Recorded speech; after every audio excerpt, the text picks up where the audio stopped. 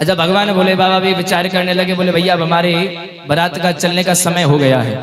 बोले बाबा पाउडर आएगा, बोले रमाए तो लगाए तो 2-4 गण लगे जो बढ़िया मलमल के पाउडर लगाए, और ऐसे मलमल के पाउडर लगाए थे जगह जगह थे बाबा छीन ले गरम रख। लेकिन भोले बाबा ने पूछे आनंद आ रहा, बोले चोखो आनंद आ रहा है, हाँ बड़ी आनंद की प्राप्ति है रही।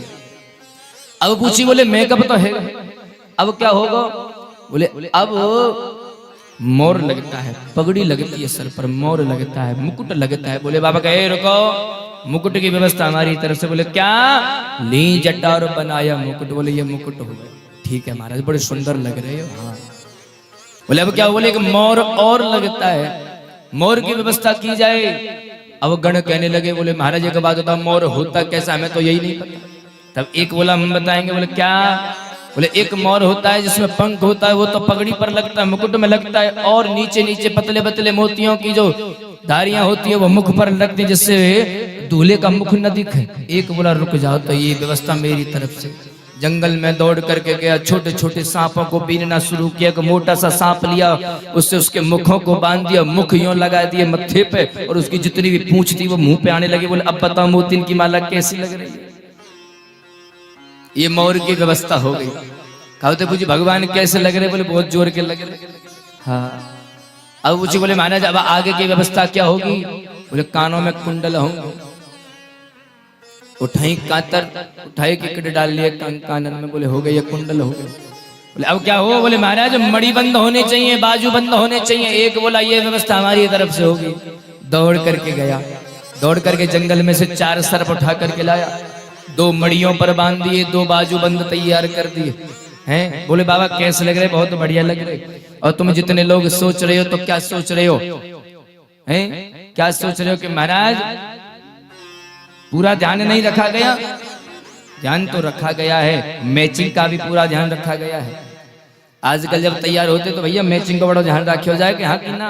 हाँ तो यहाँ मैचिंग का भी ध्यान रखा गया है। जैसे रंग का सरप जितना मोटा, सरप जितना लंबा सरप इस मणिबंध में है, उसी रंग का उसी साइज का सर्प इस हाथ में है। मैचिंग का पूरा ध्यान रख रहे हैं गण।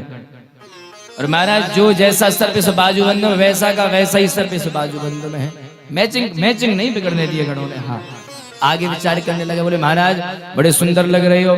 बोले जनेऊ होना चाहिए। एक उठाया सर्प, बोले ये जनेऊ हो गया। बोले ठीक है महाराज, अब क्या करें? खड़े हो जाओ। बोले महाराज अभी तो दिगंबर हो, दूसरे के घर जाओगे, कोई इज्जत की बात है कि नहीं? बोले है। बोले तो क्या करें? जिस पे बैठे थे उसी को लपेट लिया बागंबर को। कैसे लग रहे? बोले लग तो ठीक रहे, लेकिन महाराज कहीं ऐसा ना सरक जाए। बोले हाँ ये बात तो है भैया, मोटा कपड़ा है, बाघ की चरम है, तो कैसे क्या करें? बोले अभी रुक जाओ, इसकी भी व्यवस्था की जाती है। एक गण दौड़ करके गया, मोटा सा सर्प पकड़ करके लाए और भगवान की कमर पर उस बाघ की चर्म को लेकर के बांध दिया।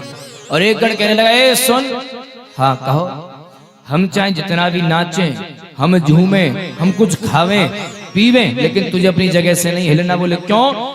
तू हिला तो सब कुछ हिला है, तू अगर गया तो सारी इज्जत बिगड़ जाएगी, इसलिए तुझे अपनी जगह पर रहना। बोले महाराज कसम दे रहा हूं चाहे कुछ हो जाए हटूंगा नहीं। बोले ठीक है, फिर तो पक्का चला।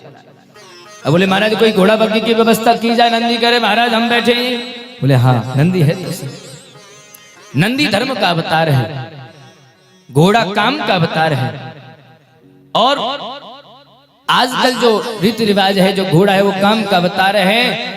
आज काम को भी भगवान देवादिदेव महादेव ने पराजित कर दिया, इसलिए बैल पर बैठे हैं। भगवान महादेव हमें संदेश देना चाहते हैं कि जिस समय तुम काम पर विराजमान हो तो धर्म को मत छोड़ देना। इसलिए भगवान देवादिदेव महादेव धर्म पर आसन ग्रहण किया है और तब बैठे हैं। अब पीछे के जो गण थे वो कहने लगे, बोले महाराज क्यों हमसे नाराज हो? बोले नहीं। बोले फिर पीठ करके क्यों बैठे हो? बोले अभी तन के रुक जाओ। मुंह फेर करके बैठ गए। बोले नंदी आगे आगे चलेगा तो पीठ की तरफ मुंह करके बैठ गए उल्टे।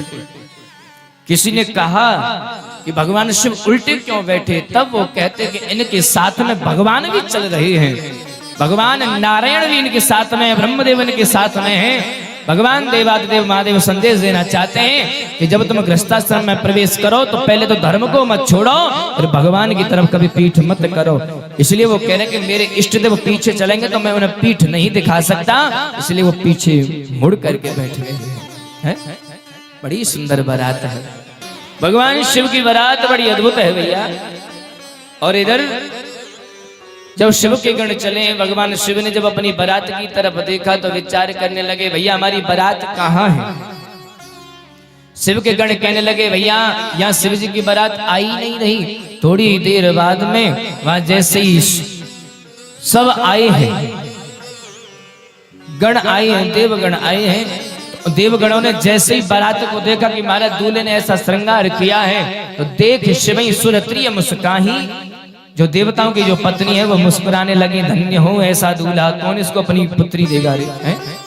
उन्होंने पहले कहते बोले सुनो, अगर हम बारात में चलेंगे तो अलग चलेंगे। फिर क्या था, जितने भी देवगण थे बोले कहने लगा इनके साथ में गए तो कुछ नहीं मिलना, तो इसलिए अपनी अलग टोली बना करके चलो।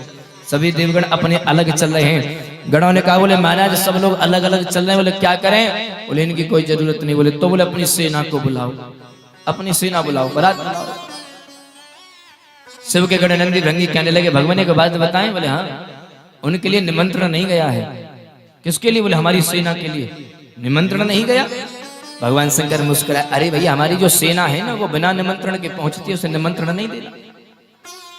भगवान शिव की सेना है कैसी, जिसमें भूत प्रेत पिशाच डाकिनी पिशाचनी चुड़ैल हैं, यही तो सेना है भगवान महादेव की। और भगवान महादेव कहने के बाद बता दो कौन ऐसा व्यक्ति होगा जो अपनी पुत्री या पुत्र के विवाह में कार्ड भेजेगा, हे चुड़ैल जी महाराज, हे पिशाच जी महाराज, आपको फलानी तारीख में हमारे घर आना और आशीर्वाद देना, दूल्हा दुल्हन को कोई लिखे नहीं, बिना निमंत्रण वाले हैं। जैसे नंदी भृंगी ने पहाड़ पर चढ़ के आवाज लगाई, अफ्रीका आंधी तूफान के साथ में बारात वहां पहुंच गई है।